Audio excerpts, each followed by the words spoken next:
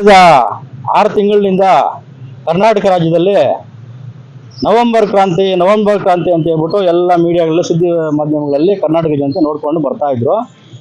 November ಬಂದ ತಕ್ಷಣ November ಕ್ರಾಂತಿನೂ ಇಲ್ಲ ವಾಂತಿನೂ ಇಲ್ಲ ಅಂತ ಒಬ್ಬರು ಹೇಳಿದ್ರು.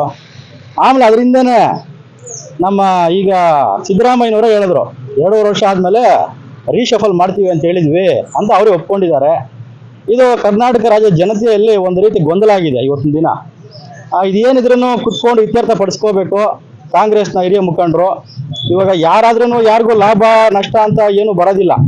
ಯಾಕಂದ್ರೆ ಇವತ್ತಿನ ದಿನ ಬೇರೆ ಸಮಸ್ಯೆಗಳು ಜಾಸ್ತಿ ಇದಾವೆ ನಮ್ಮ ಕರ್ನಾಟಕ ರಾಜ್ಯದಲ್ಲಿ. ನಮ್ಮ ಕೋಲಾರದಲ್ಲಿ ನೋಡಿದ್ರೆ ರಸ್ತೆ ಗುಂಡಿಗಳು ಮುಚ್ಚೋರಿಲ್ಲ, ಈ ರೀತಿ ಪರಿಸ್ಥಿತಿ ಇದೆ. ಮತ್ತೆ ಏನು BBMPಯಲ್ಲಿ ಭ್ರಷ್ಟಾಚಾರ, ಏನು 46 ಕೋಟಿ ಖರ್ಚು ಮಾಡಿ ತೆಗೆದುಕೊಳ್ಳುವಂಥ ವಾಹನಗಳ ಬೆಲೆಗೆ 600 ಕೋಟಿ ಟೆಂಡರ್ ಕರೆದಿರ್ತಕ್ಕಂಥದ್ದು. ಈ ರೀತಿ ಭ್ರಷ್ಟಾಚಾರದಲ್ಲಿ ಮುಳುಗಿದೆ. ಈಗ ಮತ್ತೊಮ್ಮೆ CM ಬದಲಾವಣೆ ಮಾತು ಕೇಳಿ ಬರ್ತಾ ಇದೆ. ಈಗ ಮಾತು ಕೊಟ್ಟಿದ್ರೆ ಕೊಡ್ಲಿ, ಅದು ಪಾರದರ್ಶಕವಾಗಿ ಆಗಬೇಕು. ಯಾಕಂದ್ರೆ ಪ್ರತಿಯೊಬ್ಬ CM ಬದಲಾದ ಕೂಡ 2,000ದಿಂದ 3,000 ಕೋಟಿ ಅದು ಟ್ರಾನ್ಸಾಕ್ಷನ್ಗಳಾಗ್ತದೆ ರಾಜ್ಯದಲ್ಲಿ. ಪ್ರಪಂಚಕ್ಕೆ ಗೊತ್ತಿದೆ.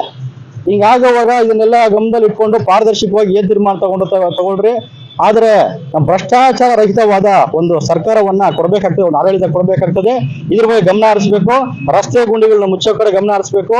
ಮತ್ತೆ ನಮ್ಮ ರಾಜ್ಯದ ಜನತೆಗೆ ಮೂಲಭೂತ ಸೌಕರ್ಯಗಳು ಕೊಡೋ ಕಡೆ ಗಮನ ಹರಿಸಿ, ಅದನ್ನ ಬಿಟ್ಬಿಟ್ಟು ನೀವು ಪ್ರತಿ ಏನು ಒಂದು 5 ವರ್ಷದಲ್ಲಿ 3 ವರ್ಷ ಬರೀ ರಾಜಕಾರಣ ಮಾಡ್ಕೊಂಡು ಇದ್ಬಿಟ್ರೆ ಜನಗಳ ಸೇವೆ ಯಾವಾಗ ಮಾಡ್ತೀರಾ? ನಿಮ್ಮನ್ನ ಆಯ್ಕೆ ಮಾಡೋದು ಏನಕ್ಕೆ? ನೀವು ಮಾತು ಕೊಟ್ಟಿದ್ದಾಗಲಿ ಏನೂ ಇಲ್ಲ ಅನ್ಕೊಂಡು ಮೊನ್ನೆ ಸಿದ್ದರಾಮಯ್ಯನವರು ಒಪ್ಕೊಂಡ್ರು 2 ವರ್ಷ ಆದ್ಮೇಲೆ ರೀಶಫಲ್ ಮಾಡೋಣ ಅಂತ ನಾನು ಹೇಳಿದ್ದೀನಿ ಅಂತ ಹೇಳಿದ್ರು. ಹಾಗೇನೋ ಇದು ಕುತ್ಕೊಂಡು ಬಗೆಹರಿಸ್ಕೊಡ್ರಿ. ಇಲ್ಲದೆ ಇರ್ತಕ್ಕಂಥ ಗೊಂದಲಗಳಿಗೆ ಕರ್ನಾಟಕ ಜನತೆಯನ್ನು ಈಡ್ ಮಾಡಬೇಡ್ರಿ ಮತ್ತು ಅಭಿವೃದ್ಧಿ ಕಡೆ ಗಮನ ಕೊಡಿ, ಭ್ರಷ್ಟಾಚಾರ ಕಡಿಮೆ ಮಾಡಿ ಅಂತ ಹೇಳ್ಬಿಟ್ಟು ಈ ಮೂಲಕ ನಾನು ಹೇಳಕ್ ಇಷ್ಟಪಡ್ತೀನಿ.